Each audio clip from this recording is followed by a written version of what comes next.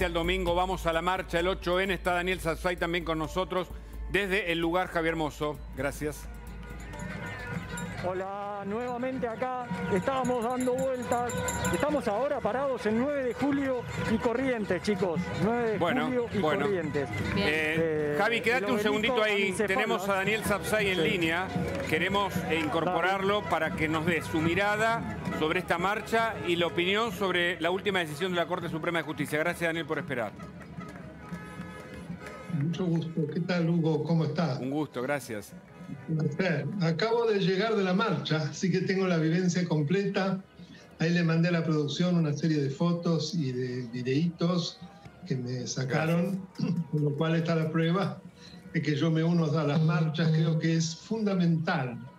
Es fundamental porque en un sistema en el cual no hay controles ni frenos y contrapesos, es decir, la Corte Suprema con su última sentencia, de los 4 miembros de la mayoría, ¿no?, ha demostrado que no está dispuesta a controlar. Todo lo contrario, más bien está dispuesta a acompañar complacientemente el proceso hegemónico, protagonizado sobre todo por quien es el poder. La vicepresidenta de la Nación, la señora de Kirchner, que en su carrera desenfrenada en la búsqueda de la impunidad se va llevando el Poder Judicial puesto, y ahora con la connivencia de la Corte, lo que yo no lo creía posible, porque me preguntaba, la misma Corte que paró el proceso de democratización de la justicia, ¿qué le ha pasado ahora?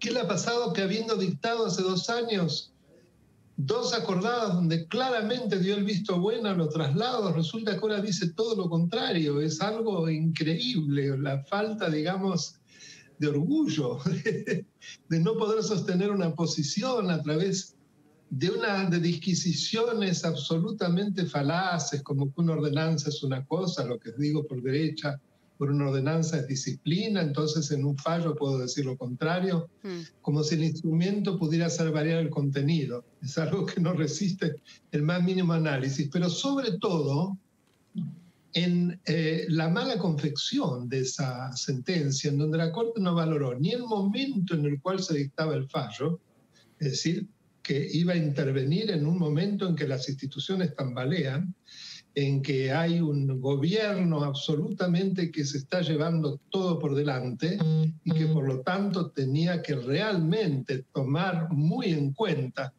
lo que iba a hacer. Sin embargo, no le importó.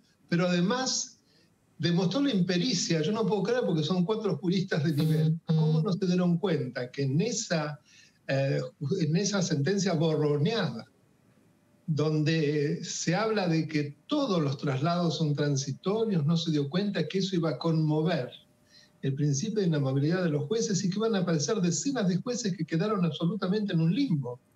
Claro. Desde Sabine de Cubría, mire lo que hablamos, una jueza que fue trasladada en 1990 por un decreto de Menem, y muchísimos más, hasta tal punto que fíjense qué signo de los tiempos. Es la primera vez que la Asociación de Magistrados se pronuncia sobre una sentencia de la Corte. Siempre se abstuvo, pero dice claramente que lo hace porque realmente los jueces se sienten desprotegidos. La cabeza del Poder Judicial los abandonó, lo dejó a su suerte.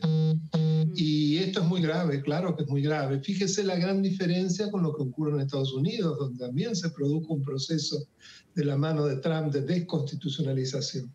Pero claro, la justicia demostró que no se le van a hallar puesta, todo lo contrario. Inclusive ahora, con la desfachatez de no aceptar un resultado y de querer interponer al tuntún y sin pruebas distintos tipos de acciones ante la justicia, son rechazados sistemáticamente por la justicia, independientemente del origen de los jueces. Aún aquellos que fueron designados en gobiernos republicanos, eso no es lo que tiene importancia. Importancia que los jueces sean jueces de la ley. Pero al mismo tiempo es muy conmovedor la cantidad de carteles de apoyo y reconocimiento al doctor Rosenkranz. Emocionante. Cantidad de carteles, yo saqué varias fotos, donde dicen gracias doctor Rosenkranz, gracias por su valentía, gracias por dictar conforme a la ley sin tener en cuenta otros miramientos. Y esto es muy importante que quede, aunque sea el testimonio de un alto magistrado que no se dejó llevar. Y aprovechando que usted estuvo ahí, ¿cuál es el clima, ¿no?, que se vivía? ¿Qué es lo que vio estando en este momento ahí en 9 de julio? Bueno, el clima es muy similar a las otras marchas. Yo estuve prácticamente en todas, en algunas no acá, sino en Mar del Plata.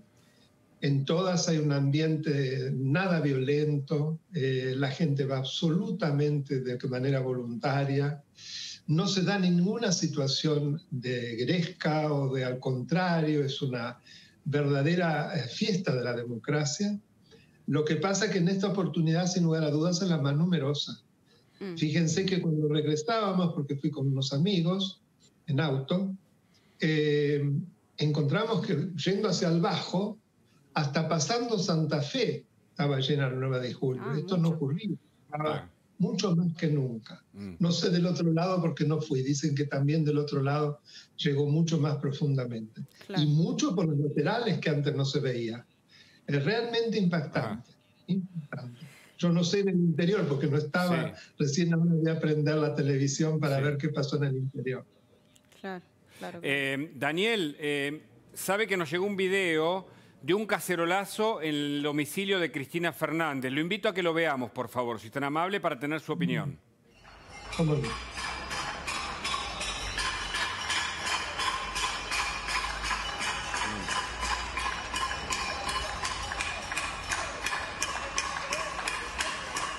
¿Qué le parece esto? Porque evidentemente la Corte le hizo un guiño a Cristina, o en todo caso decidió conforme a sus intereses. ¿Cómo ve que la gente se manifieste en este caso, de esta manera?